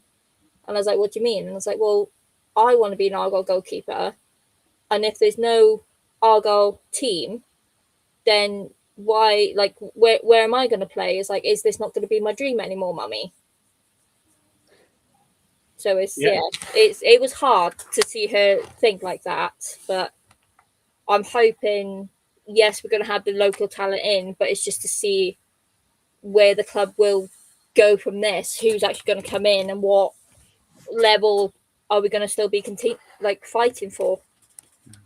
Yeah, it's and it look, and Gav has said earlier with your twins as well. You've got to sort of gradually break that news into them, and at that age, I mean, I see it. Like I said, Sophie's 9 now, but sort of as they grow up, they get massively into things and hooked into stuff, and it's their world. And sort of, you buy your daughter, whether it was a Labubu a few months ago, and now it's these dumpling things, which we did have on sale at the range, but they've all sold out in Derriford anyway. But I brought that home to Sophie, and she was just like, "Oh my god!" That is what the football has done to the likes of Scarlett and that and others out there, where it just makes them confused at that age as to that doesn't make sense to me. And then when it comes to whoever's playing, and it will be great to get some good local talent in, and those that have got that will see it as an opportunity, because you've got to take and grasp whatever opportunities you can get. Hopefully there's something there where that success can continue and she can get back into it. As I think Carl gets interrupted by his daughter. There she is, coming on screen possibly. So it's just so important, isn't it? We've created some really good players though. Catherine Endicott's daughter now plays for Spurs. She's brilliant. No, she's in Sweden. Oh, she's in Sweden now. She was at Spurs. She's playing full time in Sweden. Who's I mean, it's not a bad gene set having your mum as an ex-Commonwealth sprinter, but she's done brilliantly. So we've raised some good players through the ranks down here, and I suppose what will happen is the academy setup isn't going to change, so the grassroots stuff will still be just as good. It will just be the top end where the budget will disappear. But you've got to hope that eventually there's a bit more of a disbursement of cash through the ranks. Yeah, obviously, if you look at the squad we had this year, we had so many international appearances. We had Tiana, Olivia, Phoebe, who's on the bench today for Wales. Lulu, before her accident, she was a Jamaican representative. You look at them like H, Caitlin, all them. They played for England under 16s, probably England under 18s and stuff like that. So that we had such a strong caliber as well that around us. Yeah. So just on that point, I'll just read out Ninja Matt's comment, because it is a reality sometimes of the situation. But you can market these games as much as you like, but without the fans making it sustainable or appropriate funding, it will only last so long. And then Claire also said the crossover support from men's teams is less than 30%. It's about finding new fans. The Cutback did a great article on it this week. So yeah, in terms of the players, Heather, you're under contract, so it's part of your livelihood as well, and you're probably balancing some other stuff, because at that level, I'm sure you still have to for a lot of the players. But yeah, in terms of what is there that anything that you can say, if there's other clubs looking for players, what's the approach to take, or does that look after itself in the world of football that is football? I'm kind of hoping, obviously, that other clubs have kind of noted, obviously, going to pick up on basically Argyle's loss is going to be their gain. They'll be like, oh, actually, they're going to be out of contract by the end of June. Do you know what? Let's start that ball rolling now and see if we can pip them over this side. But it's just like the game of football anyway. Like, people come in, people come out. If someone's got better opportunities, you're more likely to go with them. So I'm hoping for the girls that they will still continue within football. Just unfortunately, I doubt it's going to be obviously in an Argyle shirt anymore by the looks of it. Yeah. But it's also caused a lot of controversy. There you go, big words. Like within the fans, because obviously a lot of them are very not anti-Argyle now, but obviously what they've done to the girls is so wrong, and they want to stand for that. So they won't be coming to watch the new team. So by doing this as well, like we've lost our 1,000 to 1,500 ripping fans our heart that come out, to the isn't it? game. Yeah, we're all fickle though, so it'll be fine. By the time 300, 400. Yeah, I mean, I think that's one of the things I had a lot of respect and time for Plymouth, is that you had really good attendances. Your attendances were better than ours on average. Out of interest, what do you get, Nick? We had, I think we were averaging in the league, because I'm just prepping for our end of season pod because we're just we're hitting around the 500 mark on average for Wow. for not including Molyneux, because we only played one game at Molyneux. The rest of our games were at Telford. So if you not include that, it distorts, because obviously that distorts it. Our average was just over 500, 550-ish. Yeah, obviously the free game we gave away, there was like 6,500 there, but it was a free game, so a lot of people came to watch that. And there's a Devon derby, so who wouldn't do that? But most of our games from last season, we were barely getting 400, and now we're hitting over 1,000, 1,500 with away fans coming down as well. And I know you obviously commented about the fact it's a triple. It's every away game is a long journey for you. I think you will find that fans will come to you because for the away when they're coming down to you is because they can make a weekend of it and therefore you will get families will come and make the week because of the demographics. Will come down on Saturday, have a bit of time down there. We do have a family that basically they make a weekend of it. They like drive somewhere, do a bit of shopping, carry on up, watch the game, come back, and they do that week in, week out without fail because they support the badge. We got to a point because of the following that we put on buses for the QPR final. We did a small minibus for the playoff final. We did a bus for Real Bedford, and there was interest still there for that next year because of the people. Like it was growing, and now it's just like, oh, we've just probably lost quite a few fans. That it might not be sustainable to actually put on travel next year, unfortunately. Realistically, if you'd kept your team, I'd have put money on you getting up because we would have filled the bus every weekend to every away. No, you would have won the league as well. I genuinely think you would have won the league. Down with a full-time squad, and they're staying full-time. You'll lose a lot of their better players. So your team would have been gelled together, whereas Portsmouth would have had a change over a personnel. There'll be a lot. I mean, I've heard rumours of some of the Portsmouth players who are leaving, coming to join Wolves. Can't say who or why or where because that will give away who I know, how I got it. But I've heard rumours, and therefore because they'll want to stay at WSL too, even with the fact that Portsmouth are taking keeping them. Look at it from a club perspective. You have to hit the bullseye with one dart to be able to put another, let's call it £500,000 next year into a budget which is already stretched to go up. Right, so it's a big risk financially. And, as much as everyone on this pod will be like, yeah, it's a great idea, you can imagine Paul saying, all right, we're going to have a stab at this year. Everyone stay. We'll put £500,000 of a budget together to do it. And then the first team miss out on promotion by whatever. The uproar at the end of the season, well, you should have put that money in the first team. That would have got us another great player, and that would have been the difference between us going up and not. So you're buggered if you do and buggered if you don't, quite frankly.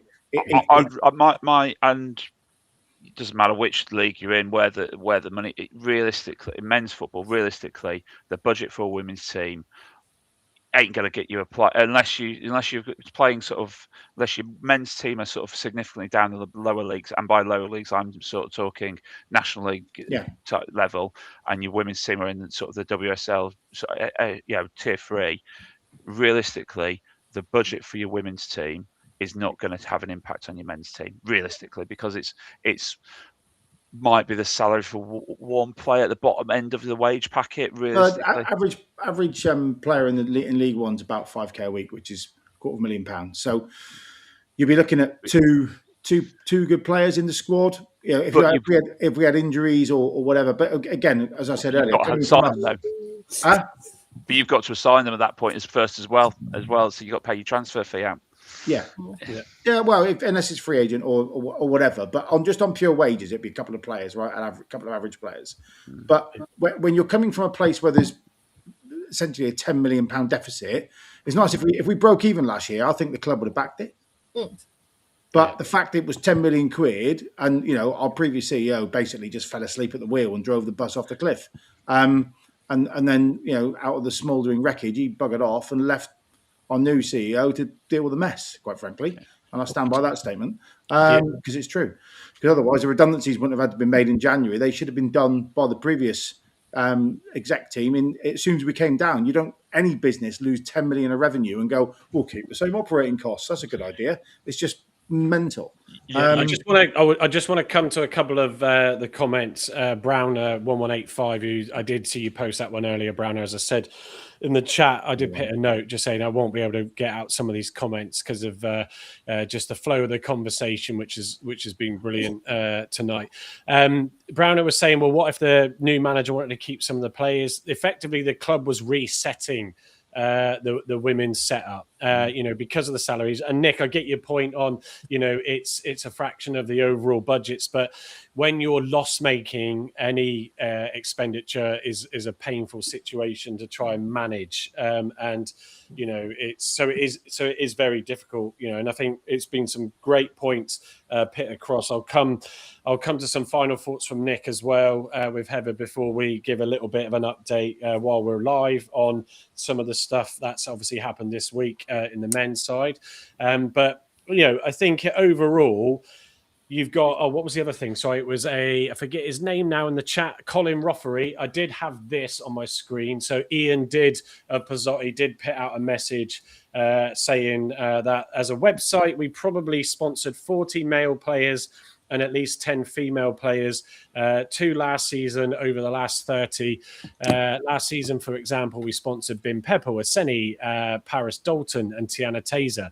Next season, we will not be sponsoring anyone. We support PAFC, but we won't support a CEO who acts in the way he has this week. It's simply not good enough. And that's quite a powerful statement. Obviously, Pizzotti's been going a lot longer than most people are alive. Sometimes it feels. I remember the good old days of being on it. But obviously, they do all that money from the advertisement. They've announced it before. It funds a lot of things out there. From them. As well, I think as well, he's always come in to pay for the player sponsorships when no one else has been interested. So has helped the club out of the situation by sponsoring these. Yeah. So I think, and this is where, again, I go back to, protecting the brand as a CEO, so that Paul, like I said, I'm sure he will absolutely realize the errors of his ways and he will still take a bit more stick from it, for time to come. But it's the impact it can have on stuff like Pizzotti. That's a lot of money to walk away from sponsoring it. You're not guaranteed that others are going to pick it up. So the commercial team have got a lot of their work cut out to recover that.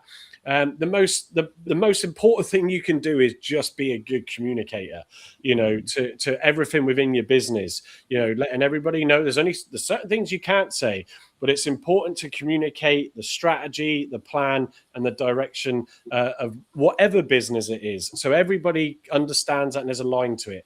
Those tough decisions, as I said earlier, have to be made. They're not personal. They are business. You've got to protect the bigger thing at hand. That is the business. But I think tonight, we've seen from everybody that's watching the comments in as well on this, there is that community out there for the women's team. It's going to be difficult in the new season, whoever comes in as coach, whoever we can get in as players.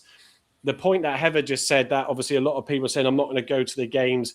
It's a difficult one because you look at the club and the way it's run in this instance, and you're taking that viewpoint and making that stance. There's a lot of young women out there that are going to will seize that opportunity to come in and play for the club. And they're trying to make something of themselves out there. And I think where you can, and once you calm down from it, the key thing is let's try and get out there and support them. It is difficult because stuff could happen again. But I think, we'll see what they actually have as their vision, as it said in the letter.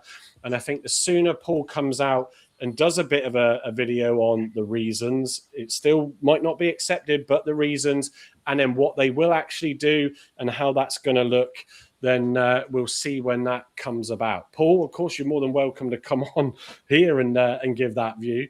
We might have to turn off the live chat, but and not let Heather in. But you can come on and do that. So to wrap up with this one, Nick, final few words from yourself.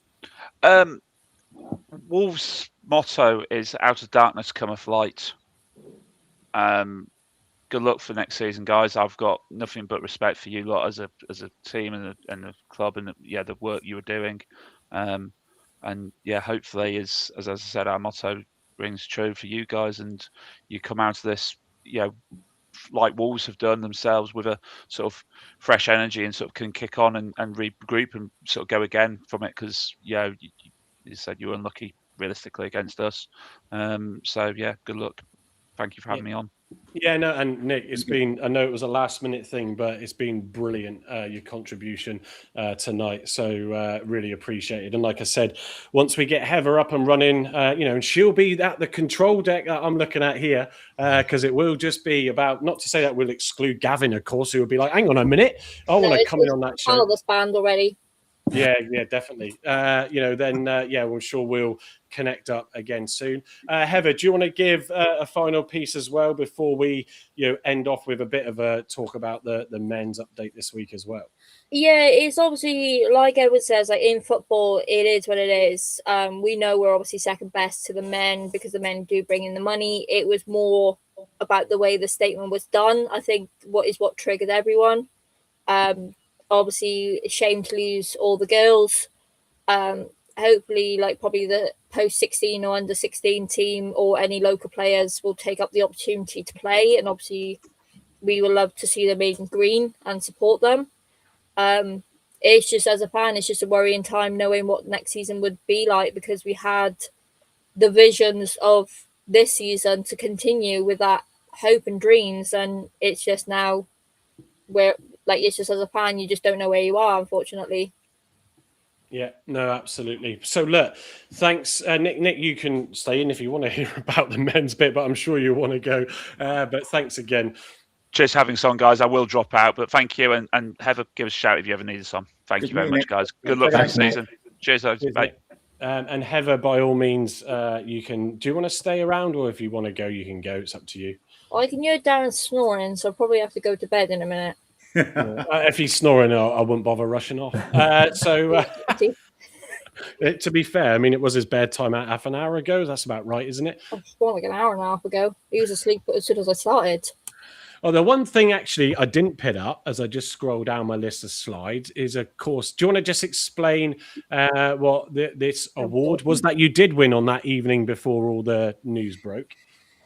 Yeah, so obviously I was up there for the Fan of the Year award, which was a new category for the FA Women's National League award. And I was one of 6. And obviously the 4 lovely young girls of Rugby Borough did pick up the award in my division. But whilst we were up there, obviously we were with Scott and everyone. So we had H picking up a Golden Gloves. Marie was up for Manager of the Year. Scott was there and Ellie for the marketing, and we picked up the Match Day Moment of the Year by Fanfare Sport for that Exeter Derby game for celebration of women's and girls in sports. Brilliant. And yeah, obviously the lot of work that the supporters have been doing behind the scene, obviously I got to hold it and feel quite proud to be a small part of that. Yeah, absolutely. So yeah, it's all just so weird, isn't it? Celebrating that, and then with what else happened. So got to move on to the boring thing of the men's stuff. But no, you know what? It's been quiet, isn't it, on season? Everybody. The one thing that, and you by all means, if you want to join it, you just need to drop one of us or our Block 9 account a DM, and we'll get you into the All Things Argyle WhatsApp group. It will come with a warning. You can sometimes finish work and find out that you've got 3 million message notifications. Sometimes it is quiet, but yeah, it's been quite busy of late. But one thing that it's done, which is what I had envisioned for it to do, is just allow people to sort of connect closer together. Yes, you got the social channels where you can do that, but it does bring a closer knit group of fans of the show and just Argyle fans. See that, man. So it's gone down really, really well. So if you want to join that, Ninja Matt is in there as well, as he's just popped in. I think we need to vet people first. You are on 2 yellow cards already, Matt. But we've got all sorts of characters in there, including the Reading fan, Mike at the top. Cheers, Browner. He says, good night. Thank you for joining us tonight. Excuse me, nearly lost my voice. So that's going well. So we get to talk about a lot and share different views on what's going on. But of course, what's happening with Mitchell? Then before it was announced, Edwards, what's going on there? It's taking forever. Nick Tomlinson for PAFC displays. Am I ever going to get to do this flag for Edwards? And it'll be more now than his 250th game. Of course, it will be 300. Matt responding to my comment. Excuse me. So look, there's a few updates we've got, but of course there was a signing. Argyle could have said, "Oh, phew, we got a positive note out this week after the embarrassment." So when did we sign Gail Platt? Gail Platt, lovely. He's not called Alex Hartridge, Carl. Either, no, he's not. No. So I did check that wasn't his middle name. For Alan Partridge, as someone put. That would have been better. Ha ha. So Plymouth Argyle have announced the signing of Alex Hartridge. The 27-year-old defender signed a 2-year deal with the club and will officially join the team on July the 1st. I wonder if they had that one as a bit of, let's just bring this one forward to try and bury some bad news with good news. But anyway, so just on that, then we had, of course, Argyle News Hub, just to remind you all, Finley, the young Finley, who definitely is not old enough, or Pizzotti is definitely older than Finley, that's for sure. He runs the Argyle News Hub, and he's growing that. So we always like to, he's in the Block 9 fold, so we like to publish and retweet his content. He retweeted what Derek Adams said of Alex Hartridge. Sorry, specs are going on. Alex is a player with an excellent profile. Good left-sided players are sometimes hard to come by, and at 27, he has a great deal of experience while also being in the prime of his career. He knows the area, will complement the players we already have, and I'm pleased we have made him our first signing of the close season. Also, his quadrant, I do have my own stats as part of the system I'm working on, but I didn't have a chance to get it ready for tonight. But his quadrant there, it was spider chart, is pretty impressive. I'll come to Carl first on him because he's not really said much all show. He's also an Exeter Academy player, which has caused for some interesting social comments around the place. But the guy has seen the errors of his ways, Carl, hasn't he, in making his next move.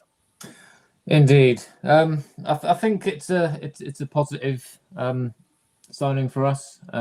He's got a lot of experience in League One. Obviously, he was a stalwart in Bolton's defence last season. Didn't miss many games. I think he's played 38 times for them last season. Scored 3 goals. Obviously, he's been signed with a massive long throw as well, which hopefully we can take advantage of. So I don't think we did too many or scored many goals or took many chances from Harding's long throws last season. And I think he's probably signed as cover there on the left hand side. I think Harding's wages probably might be a bit too much for us, especially now with, if we have got any money issues. I think the wages might be a stumbling block for him. I wouldn't mind if we signed him. I think he's still a decent enough player to be in the squad, but I think this makes more financial sense probably on a 2-year deal. Coming from Burton, his wages won't be that high, I wouldn't have thought. It seems a good first summer signing. So, looking forward to seeing him play. He was a freebie as well, wasn't he? He was a freebie, yeah.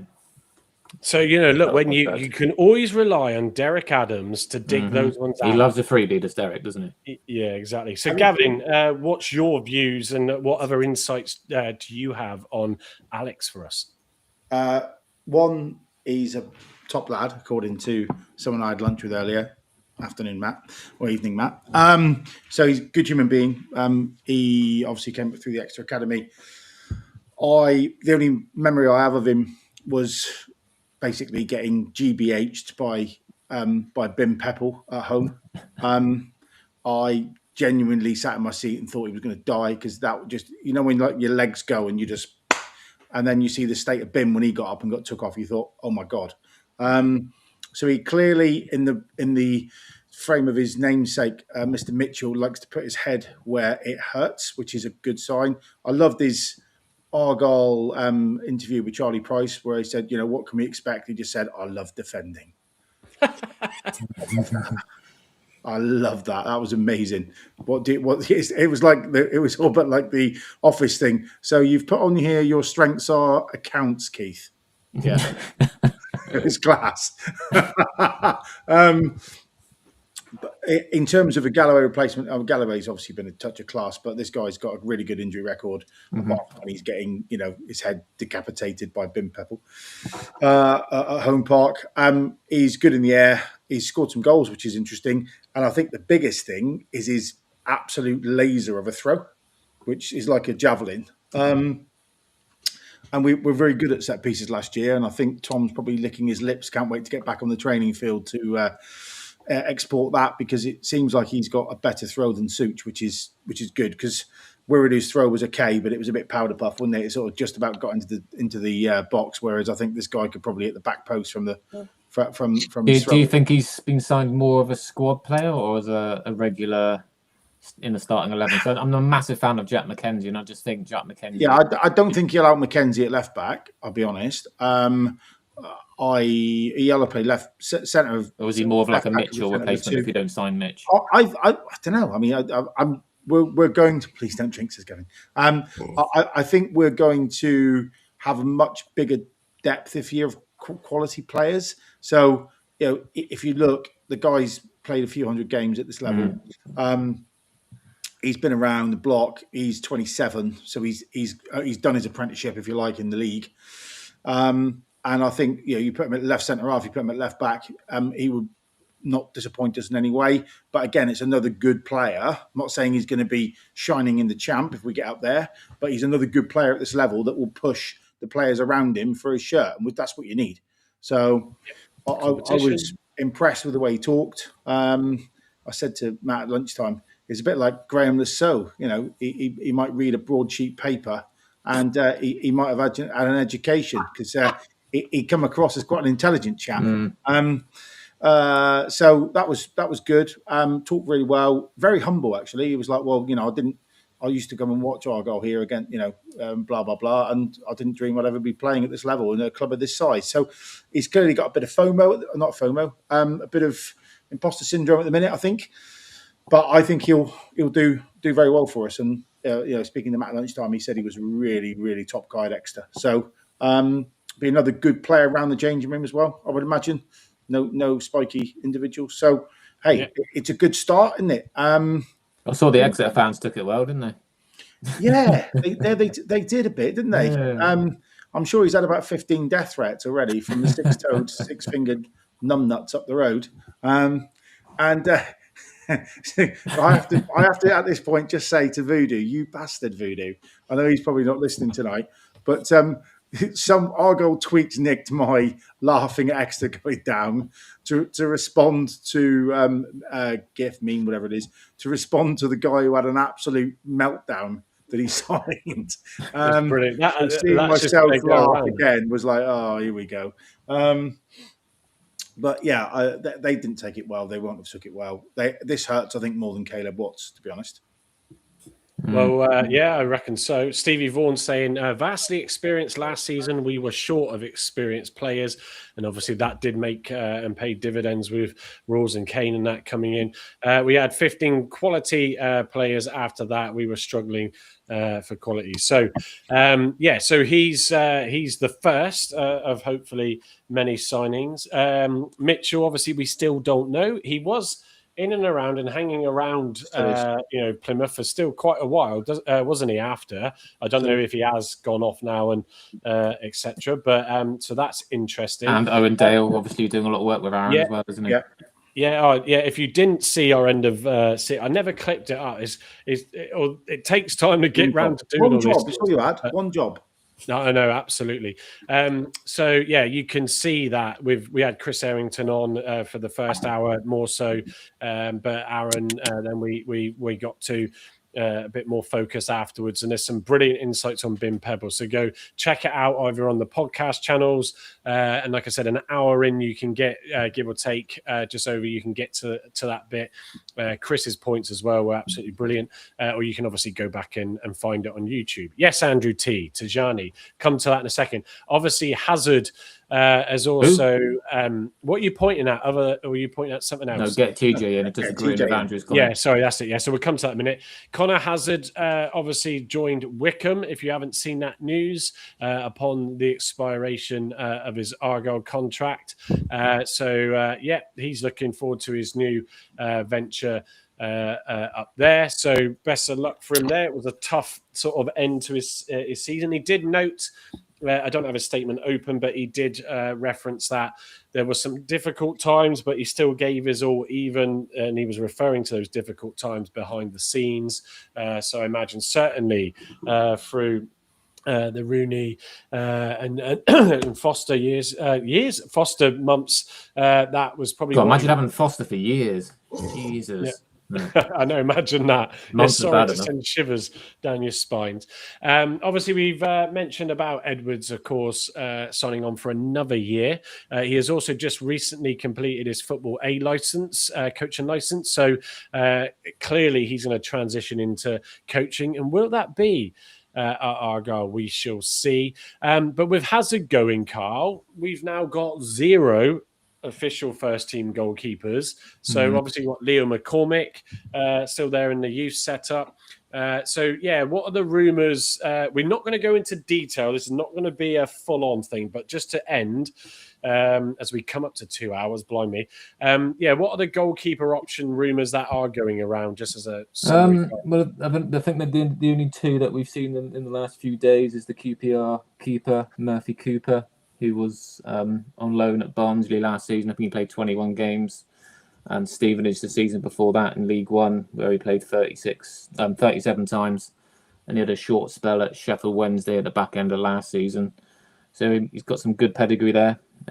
He's young enough to improve as well. And it'd be nice to have another Cooper back in between the sticks again, I think, name-wise. Dundee as well. We've been linked with a goalkeeper up there, which is Phil's brother, John McCracken. He's 6'3". He's played 51 times for Dundee last season. Who seems another good potential addition. But yeah, we need to get 2 keepers in. I'll probably promote Leo to third choice if we can. I don't think that'd be a bad shout with Zach Baker obviously going over to Torquay. So yeah, it'd be interesting to see who we get in between the sticks, but we need a decent number 1. Maybe that will be the QPR keeper. Who knows? We'll wait and see. Yeah, just to point out, Matt Montgomery is going to soon be banned from the WhatsApp group for those comments. But no, all good fun. Wonder how much Wickham will ask Hazard to lay down. Down boy, says Ads Taylor. Ninja Matt saying, so they've not even watched him before they've bought him. And Andrew T, which I just put up on screen, he said, yes, Michael, I drove him to Wickham. Look, as we see a few more transfers come in, we will then start pulling up some more shows. If it's a short show, just to discuss that player, because it's great seeing the amount of you on tonight for the more important part of the show for tonight's on the. Like I'm going to do a scouting thing. I can either record it or we can do it live. Doesn't matter. But I've done, as you know, some work targets. So. We can do that. I can either record that and ping it out, or we can do it as a live. It doesn't really matter either way. Yeah. Are you hiding behind trees with your phone recording people at training? Are you? No, I don't live on. I live on the south coast, but not that far up the south coast. So, look, I am getting tired, so apologies if I'm starting to waffle. So we'll come on to that and do some more on that. We sort of, Gavin's right, he's been pulling some stuff together. We're sort of probably do that, I think, towards the end of this month as the contracts start to end and we start to see a little bit more noise coming from that. So it's all good. But yeah, look, tonight, what does that say, Matt? Yeah, I thought Mike would like those comments. Love you, really. So, yeah, no, like I said, if you want to join our WhatsApp group, get in touch with us. If you want to get the Block 9 Says Hi t-shirt, I don't plan on selling it. I managed to get this mocked up. Thank you to the wife for doing that for tonight's show. Maybe I should stick it in a post and send it to Paul. Anyway, but yes, thank you, everybody, for all your contributions tonight, the comments. It's great to see a lot of you regulars back in and some new faces as well. Like I said, if you're not already subscribed, go and do that on YouTube for us. Even if you're not frequently on there, it does definitely help grow the exposure there. And I'm sat here looking at the numbers on X and thinking, God, come on! Half of those fans of Carl's come and follow our X account. We'll grow our numbers on there as well. But yeah, really. Where's the lady in the group chat? With yes. So what's that? I didn't just sorry, I didn't mention the TJ Tajani. Go on, Gavin. Yeah. Quickly on Tajani, and then we'll end there. He's got to come back, hasn't he? So I'm disappointed. End of last season, beginning of last season, end of the season before, when Miron went, that we didn't sign him. I think we had like a 400K or 500K option to buy, and we didn't take it. I asked TC when he walked around Diamond about it, and it was all kind of a blank face of, sorry, Tajani, who's that? But I think he showed when he was fit that even in the Championship he was a handful, playing in that front three with Hardy and Bundu. I think he would be very, very effective in League One. If we keep Bim, it's a Bim 60-minute replacement, swap them in and out. If we don't keep Bim, he's a great Bim replacement. He's probably quicker than Bim. He's probably not quite as physical, but he's better in the air. But being 16'7", I'm not surprised. And for a big guy, he's got good feet. So he's scored some goals last year. I've seen his highlight reel. He is now out of contract. And I do believe that he met his dear other half whilst being in Plymouth, and they are still together. So all of the stars are aligning that Mr. Adams and Mr. Cleverley can whisper in his ear and get his signature. That would be nice. He got 8 goals in 15 appearances, which is not a bad ratio. No, not at all. He knows where the net is, and we saw that at the back end of the Championship season. Yeah, look, when he's fit, and he had thighs made of margarine, didn't he? A little bit of heat and he melted. But when he was fit, he was a very good player. And if he can stay fit, he would be a big handful in League One. And he would also be a good player for us in the Champ if we ever got promoted. So I think it's a 2-year deal would be great. He's a big lump and he knows the back of the net is. Yeah, thank you for that. I don't disagree. Is that recent what you just shared in the group, Gav? That's worth me reading out. Yeah, it's a LinkedIn post. Yeah. I was going to say good night all, but I'm going to read this now. Gav I'll just shared it to you for that. I'll just send it for the group because I thought it was interesting. But that's all right. Yeah, no. Gavin's just put something in our WhatsApp group, which was posted on LinkedIn 10 hours ago. 10 hours ago on LinkedIn. There you go. Yeah, I can't stand that place anymore, LinkedIn. But anyway, from Derek Adams, and it says, I'll read it out. 6 months have passed since I returned to Plymouth Argyle FC in a new role as Director of Football. My responsibility has been to oversee the men's first team structure, provide strategic guidance and support to the Board of Directors, Head Coach Tom Cleverley and Head of Football Operations David Fox, while helping to alleviate pressure around agent negotiations, recruitment and transfer planning. I certainly won't want to negotiate with Derek Adams. When I returned, the club was facing a period of significant pressure and uncertainty. Drawing on my experience within the game, I was able to help bring stability, structure and clarity to key football operations. It has been an incredibly rewarding challenge, not only supporting staff in their development and empowering them within their roles, but also witnessing the considerable progress made both on and off the pitch through strong governance, diligent planning, effective cost management, and a clear strategic vision. I would like to thank Chairman Simon Hallett, Director Richard Holliday, and CEO Paul Byrne for asking me to return to a football club that means so much to me. Plymouth Argyle holds a special place in my heart following 4 memorable years as men's first team manager, during which we reached a playoff final at Wembley for the first time in 20 years before achieving promotion the following season. He went on to say, Richard Holland, I read that bit. Tom and the coaching staff, football operations team and players, thank you for your commitment, professionalism, and belief in the process. Continue to trust your methods, learn from every experience, and take that momentum into the season ahead. Finally, a heartfelt thank you to the Green Army, young and old, for the warm welcome you have given me since my return. Your passion, loyalty, and wavering support make this club truly unique. There may be countless United, Cities, and Rovers, but there will only be one Argyle. Just that doesn't read like a goodbye statement, does it? No. To anyone? Why did he just put that out for? I just did end the season. If you look at the comments, there are a lot of people going, "Fucking hell, Dad, I shit myself. I thought you were leaving," and he's like, "No." So I mean, to be fair, and I don't mean this to come out wrong, I'm like quite impressed that he's on LinkedIn like that. But it does sound like he's pitting himself in the window. That wasn't using ChatGPT, was it?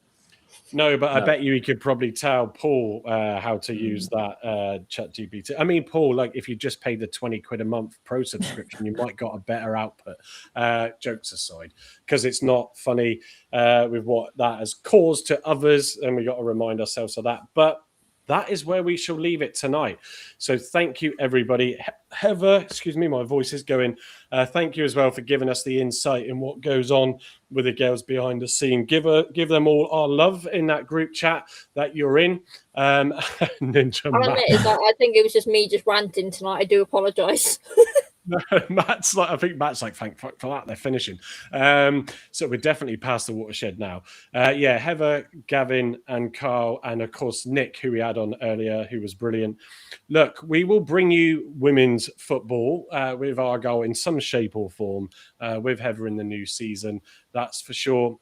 But look, still enjoy what time we got in the off season. What you're pointing at now, he wants TC's job, as Andrew said. If he ever goes, it's got to happen, isn't it? Yeah, exactly. So look, we'll let you know when we're back. If there's any, like I said, if there's any signings of note, we might pop on to do. We always say, oh, well, it might be a quick one, but it ends up being long. But we'll do that as we just cross the 2-hour mark. Colin, thank you for that comment. I don't know if I've seen you in before. Apologies if you have. So you one look of like ours. Oh, nice, brilliant, excellent. Thank you for that, Heather. So go enjoy the rest of your weekend. Let's hope the sun does try and come out again. But other than that, evening from me and goodbye from the guys, and we'll see you next time. See you later.